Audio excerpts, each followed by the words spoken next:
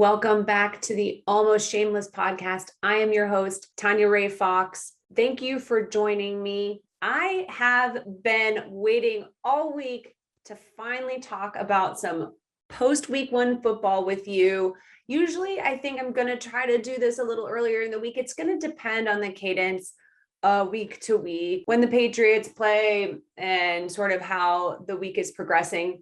Obviously, week one was all about seeing how Mac Jones looked for the Patriots and just how the team around him sort of functioned. And there's a lot to get into there. I have one really major thought from week one that I think carries into week two and the rest of the season. So we will get into that. Of course, the Patriots aren't the only ones playing football. And you know, I love to talk about the league in general, not just in Boston. So we're also in this show going to do three teams that I think are going to look really different in week two than they did in week one. Teams that, for whatever reason, maybe didn't show exactly who they are, for better or worse, in week one. And then we're also going to do the same thing for quarterbacks, three quarterbacks that are going to look different this week, this Sunday and beyond in week two than they did in week one. So a couple little listicles, some fun stuff there to break down with you guys. There is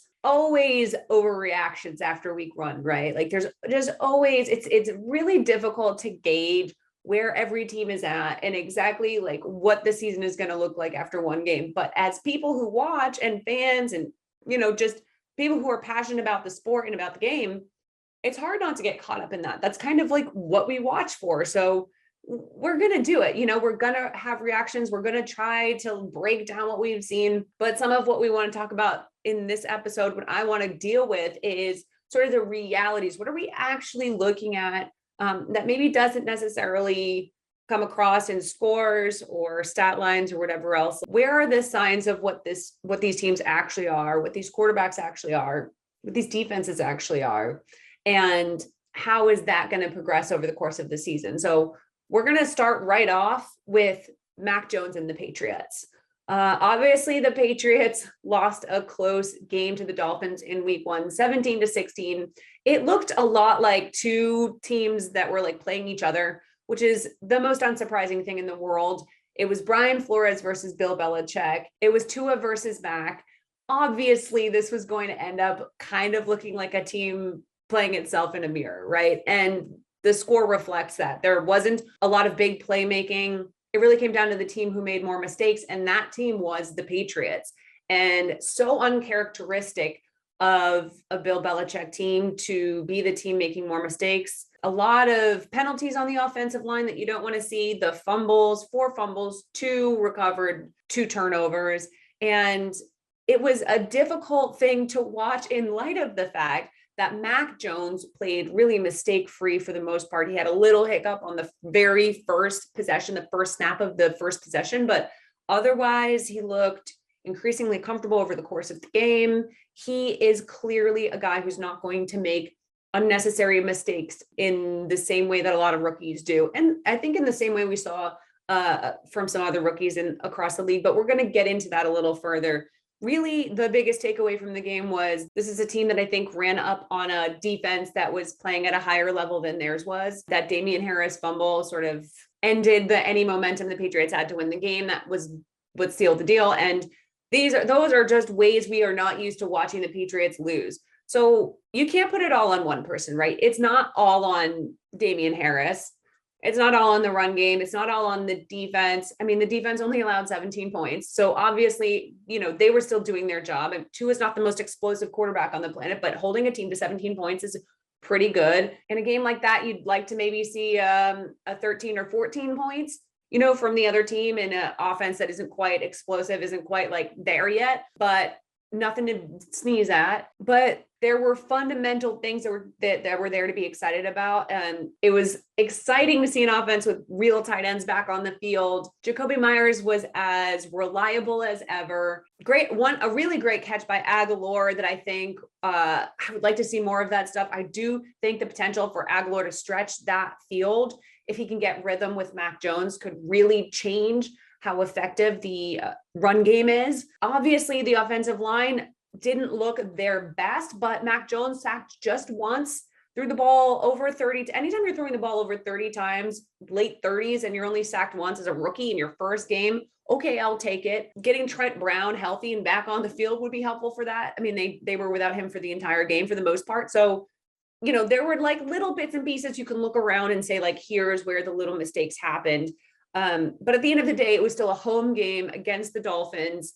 This is a team you don't notoriously play well against on the road. So this is a big loss. I mean, it's week 1. You had to play the Dolphins at home, and that's, nothing's a must win in week 1, but to lose a game like that by 1 point at home is tough. And there's really no excuse for it, right? It doesn't mean that I'm down on the team or whatever. It just that those are one of those games that you look back on and you think at the end of the season, if they are 1 game out of the wild card and it was that game, that's tough, right? So I don't expect this team to continue to make those that amount of mistakes going forward, especially when the quarterback appears to be so proficient at not making those kinds of plays. To have it coming from veteran players and from other places, there's just no way Belichick's going to let that continue to happen, right? So what I really want to talk about as we head into week 2 and into the rest of the season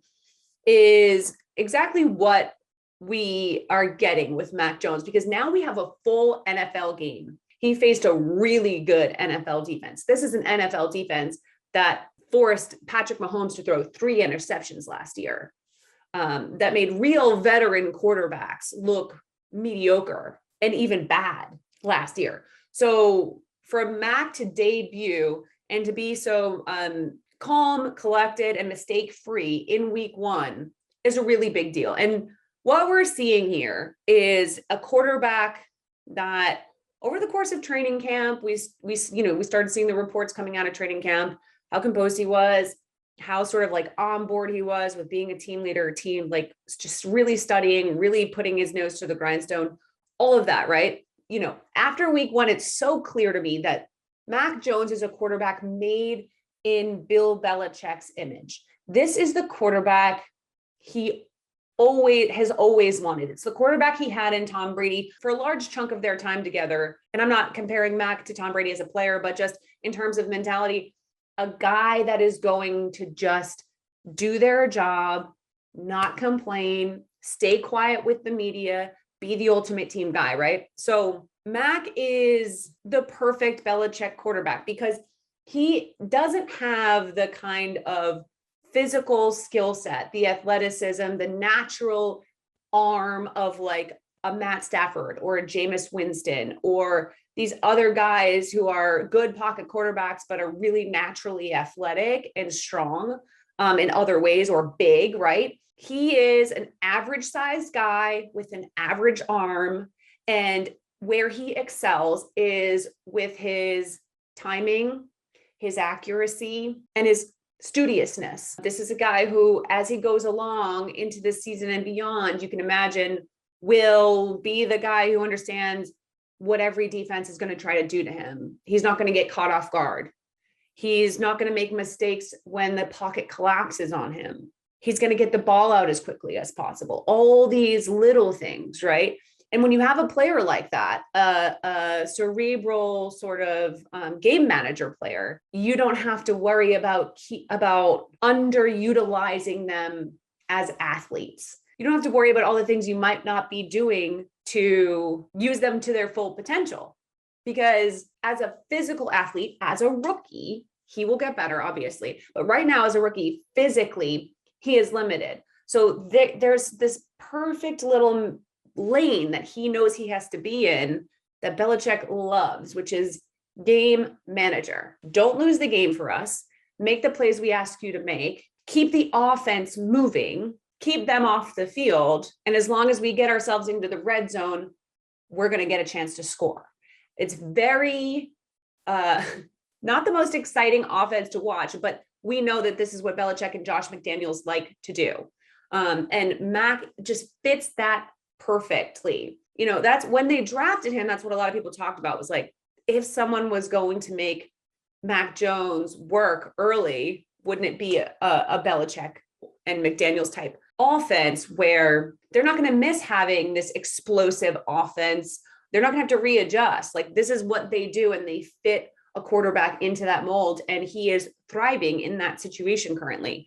The question is, can a game manager quarterback in Belichick's image, take them on a real playoff run and win some playoff games? You guys know how skeptical I am about rookie quarterbacks being able to win playoff games. That hasn't changed, especially considering the sort of difficulties the defense seemed to have this week against Tua, who is not a particularly difficult quarterback to defend at this point while you're at home, especially while you're at home, right? So based on everything we saw, Mac is rarely, if ever, going to lose you the game, make the mistakes, game-long mistakes that lead up to a loss, right?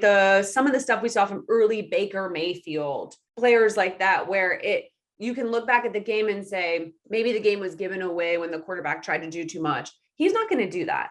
But right now, Mac Jones also isn't going to single-handedly win you a game. And I don't expect any rookie quarterback to do that. So that's not a Mac Jones criticism. I don't think Trevor Lawrence can do it. We saw how bad at points Trevor Lawrence looked in a game against one of the worst teams in the league last week, right? So Trevor Lawrence ain't doing it. I think Zach Wilson actually played pretty well for a guy who also had just started his first game in the NFL ever as a rookie, week 1. I actually thought he played pretty well. Plays on a crappy team. He ain't winning you games by himself. And so those are really the only two to compare him to this year. And Mac is a more limited athlete than the both of them, but on a better team, and clearly has a better grasp of how to thrive in the system that he's in. Of those 3 guys, he should be the guy that's thriving. He's on the Patriots. Bill Belichick is his coach. This isn't the Jaguars. This isn't the Jets. Those are 2 of those saddest franchises in the NFL. Those quarterbacks should be struggling. Trevor Lawrence is playing for Urban Meyer. He's not even an NFL coach yet. He hasn't even figured out the NFL. Of course, Trevor Lawrence is struggling in week 1. Of course, Zach Wilson lost. Jets and Jaguars, right? Mac should have looked better than those guys, and he did. Encouraging. But what is their ceiling with Mac this year and maybe beyond? Because here's the thing is Mac Alex Smith? Is he a guy who's going to do high teens, low 20s touchdowns, maybe mid 20s now? We're getting further up the touchdown numbers as the years go on. High single digit interceptions, doesn't lose you a game, doesn't win you a game. Just make sure you're always in it. Is that going to be what we have in Mac?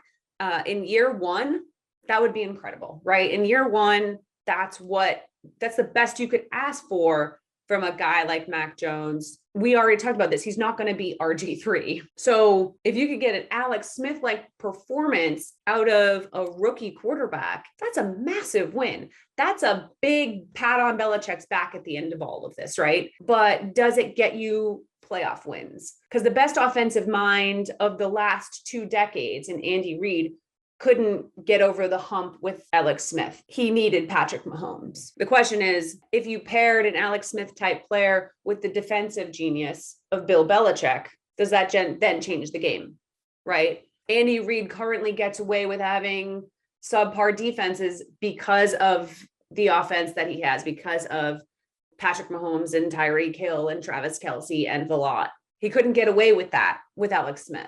You couldn't get away with that in Philly. But can Belichick take a true game manager to a Super Bowl in 2021? We saw a little bit of what he could do with a game manager, young quarterback in the early 2000s.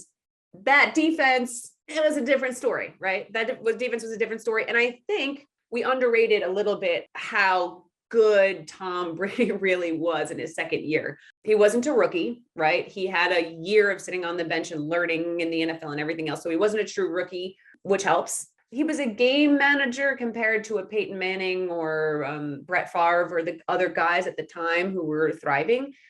But if you look back at a lot of what he was doing, I mean, his arm was further along, in my opinion, than where Max is right now. So can Belichick take a true rookie game manager to an AFC championship game in 2021 in a conference with the Browns and the Chiefs and the Ravens and the Bills and all of these other teams that have that position locked up and have the rosters that to support them. I just don't think so. It feels like I'm being critical here. And it's like, it's not. Here's the thing. Unless the defense, like I said, ends up being elite, this is simply not a team that's going to be able to get over the hump of the elite in the AFC as it's constituted right now. And we saw that in week 1. We saw what their limitations are.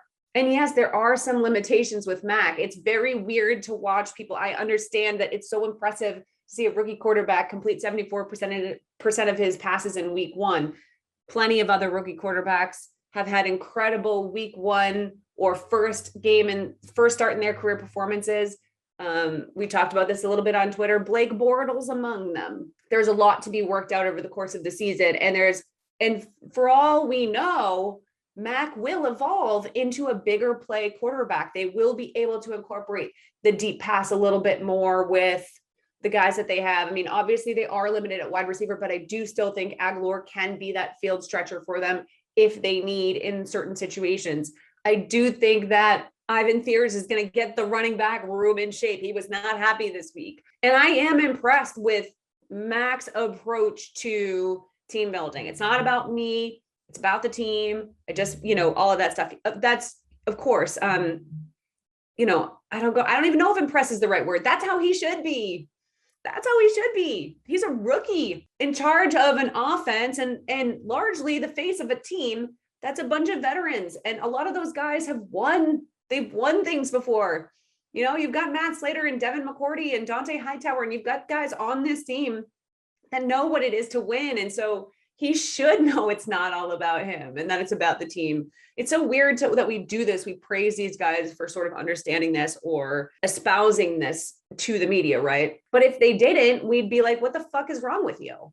Right? Like, you're a rookie, dude. Get it together. So I don't want to give him too much credit for understanding his role. I also don't necessarily always know that egolessness is the virtue we think it should be, especially in Boston. Nothing wrong with a little ego, and I hope he has it. I hope he has a chip on his shoulder. I hope he has a belief that he can be better than anyone in the league, because that's what Tom Brady had, right? It's just about how you let that manifest in the locker room and on the field. And, you don't need to tell the media about it. It's all about the other stuff, right? So whatever, however he talks to the media, this is all like Belichick stuff. Again, like this is the quarterback that Belichick, I think, always wanted as soon as he knew he wanted to move on from Tom Brady, was this young guy who was going to fit right into a mold and just be mature and focused right off the bat. And they have that. Now we have to see whether there's a ceiling to what he does as a rookie with a defense that isn't playing up to their potential, with a running game that didn't play up to their potential. Where do we go going forward? If the defense gets to where they should be, gets into top 5 elite status, if the running game pulls itself together, is Mac good enough? Is what they're doing with Mac good enough? I don't know. It was really nice to see what he did in week 1. And I think they're going to have a winning season. Absolutely. I think they're going to have a winning season. I don't think they're going to finish the season below 500, but whether or not it's going to be good enough to get them into the playoffs and beyond, that's really hard to say after a week 1 loss to your division rival at home, right? So just to temper some expectations, we have to be realistic. As excited as we are about Mac, we have to be realistic about the other things that are at play, even if the rest of the team does rise to the occasion, right? Okay, moving out of New England and into the rest of the NFL.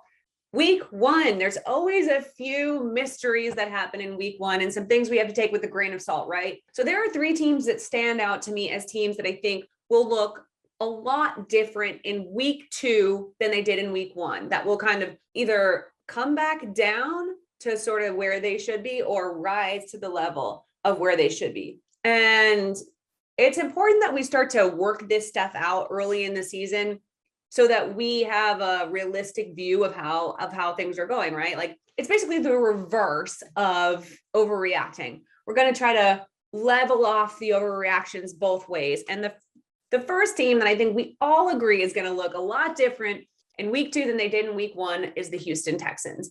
I love Tyrod Taylor. I am so glad he's getting this opportunity. I could not be more happy for him. But this is a team who one of their best players on offense was Danny Amendola, who they just signed like 3 days before. This team is put together with scotch tape and staples.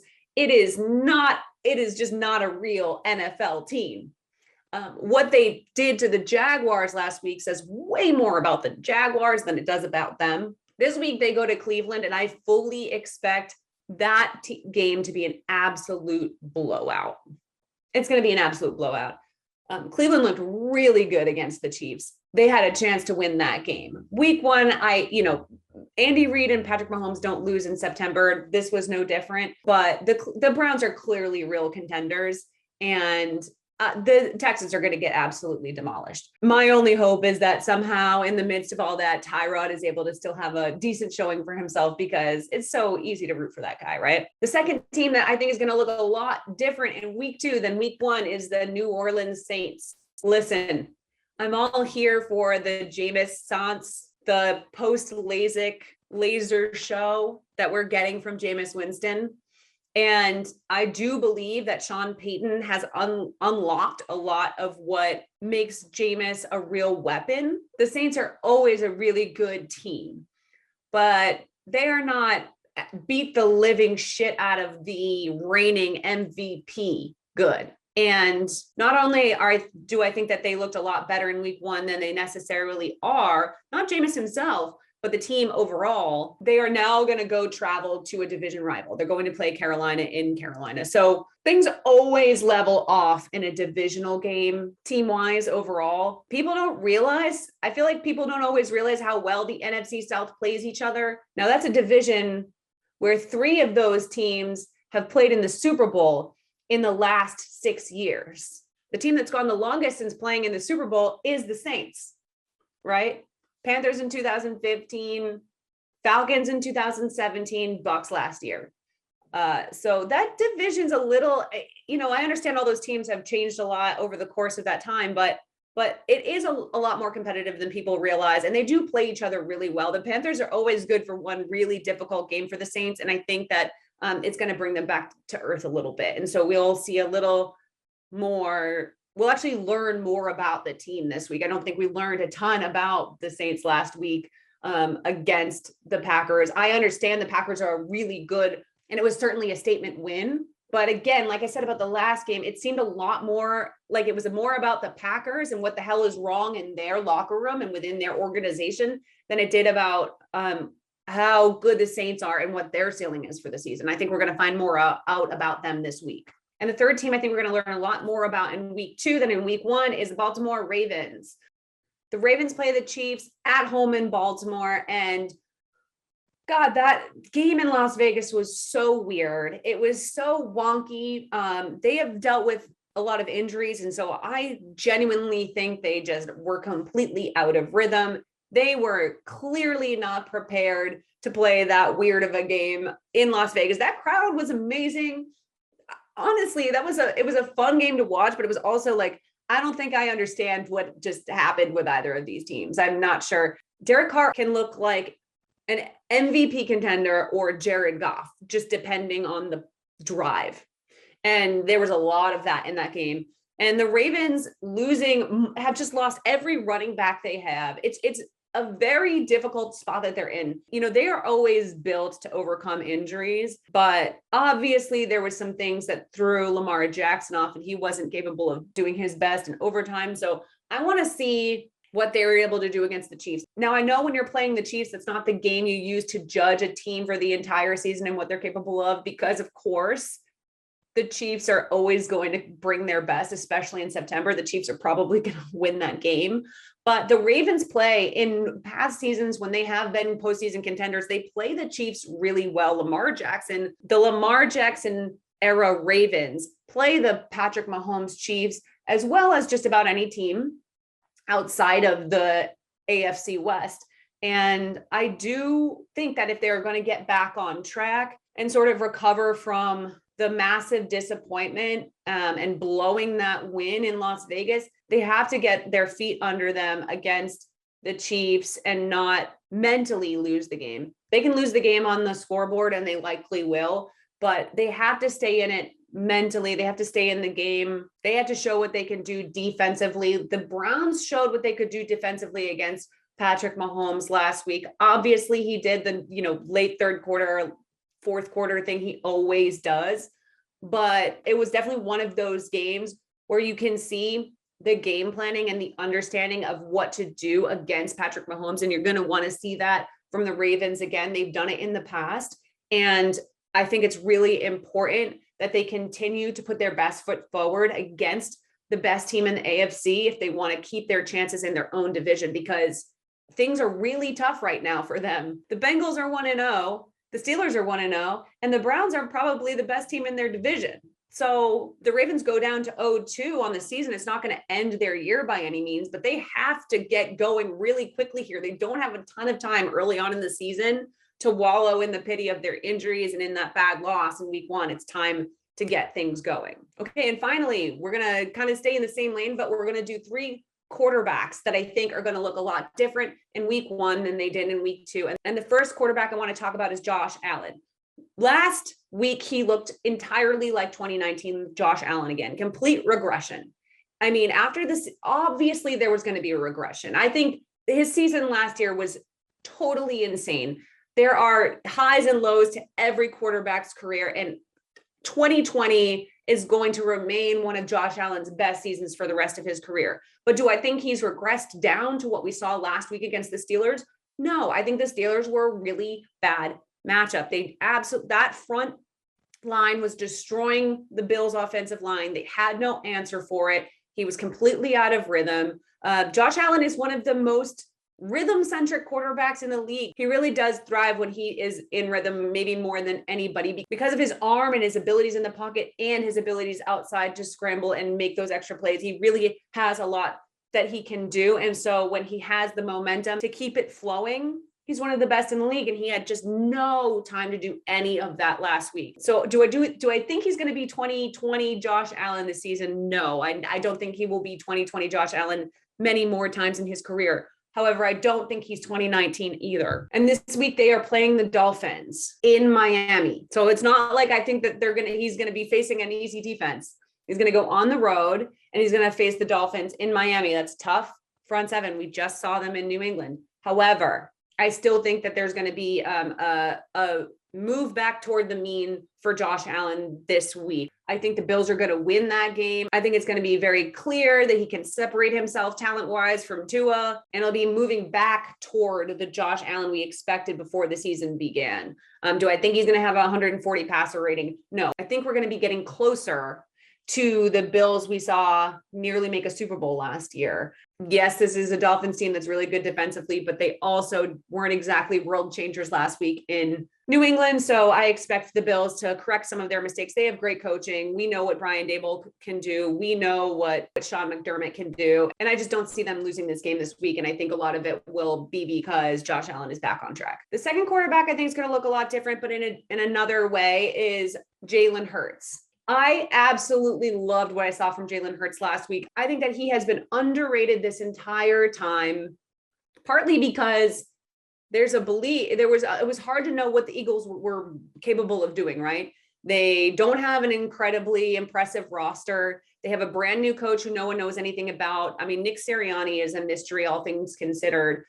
Just not a ton to go on there. So, and then you have Jalen Hurts, who's just the latest in a long line of Eagles quarterbacks who seem set up to fail. And then there just is the pure math of, if Tua is a starter in the league and Mac is a starter in the league and Jalen Hurts is a starter in the league, like one of these 3 Alabama quarterbacks is going to be kind of bad, right? It was just seemed impossible that all 3 of those quarterbacks would have decent performances as starters in week 1, and they all did. And Jalen Hurts was the most impressive of the 3. However, this week he is playing the 49ers. This is not an NFC East, rival that's inevitably going to fall apart. The 49ers are a real football team. I think he will take a step back and we'll see a little bit more adversity for him. And I am looking forward to it because I want to learn more about what Jalen Hurts is really capable of against some of the better teams in the league. And the 49ers are a great team to learn that from. They are an NFC team. They are an NFC rival. This is if the Eagles were somehow to make it to the playoffs, this is a team they could end up facing. So again, I think we're going to learn a lot about him, and I have high hopes for him. He's clearly a smart guy and a leader. And he showed some of that physical talent that people have underrated and underestimated since he's taken over as the team's quarterback. But I would be shocked if we got 2 performances like that in a row to kick off this season, just because he simply doesn't have the supporting cast around him. And this is a roster that is just much better than the Eagles. And the third quarterback that I expect to look a lot different in week 2 than he did in week 1 is, of course, Aaron Rodgers. Whatever that was last week, I don't know. Do I think that it has to do with his insane offseason and the fact that he's a total prick who pissed off his entire organization and has made things really awkward? Yeah, of course I do. It's just not a coincidence. Of course. There's no way you can act like that all offseason and not have it affect the team. And I think the chemistry is completely off. And I think he's off. It was one of the worst starts of his career. I mean, I think people said statistically it was the worst. This guy won an MVP last year. He's not that bad. Like, he's just simply not that bad. We've seen people fall off the cliff, but they don't fall off the cliff like that. We don't see quarterbacks fall off the cliff with that kind of team, with that kind of roster. Matt LaFleur is a good coach. I don't know that he's a genius, but he's a good coach. And Aaron Rodgers is a first ballot Hall of Famer, and he's not going to go out like that. I don't care how pissy he is. I don't care how bad things are in the locker room. He's not going to go out like that. Plus, the league has set him up perfectly to have a bounce back week because he plays the Lions at home in Green Bay, his Detroit whipping boys. I think he's absolutely going to destroy them this week. I think he's going to embarrass the Lions once again, as he always does. It's Monday Night Football, and just get back on track.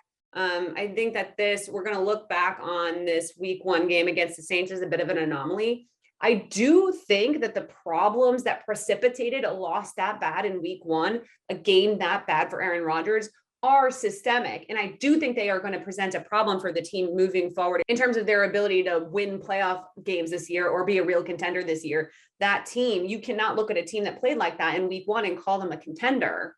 However, they play in the NFC North. The Bears aren't good.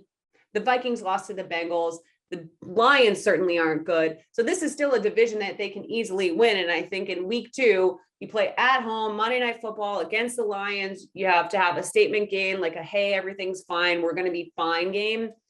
He could not be set up better. I think he's going to look like Aaron Rodgers again in week 2. Okay, that's all the time we have today. I went even longer than I thought I would. That's what happens when I start talking about Mac Jones at the top of the show. I always end up ranting more than I think I'm going to. Thank you guys for joining me. More football.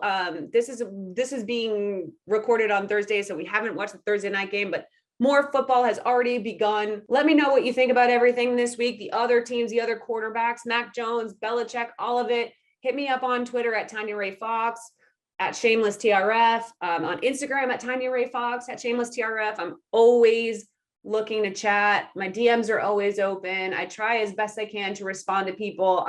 So if you have a thought or you want to debate or you have, you want to debunk something I said, feel free. We'll get into it over there in a friendly, polite fashion, as we always try to do. Thank you again for watching. I will check in with you guys after next week, after the Patriots beat the Jets and they get back on track. We'll be able to kind of get the juices flowing again. So talk to you then. Have an awesome weekend. Happy week 2. Bye.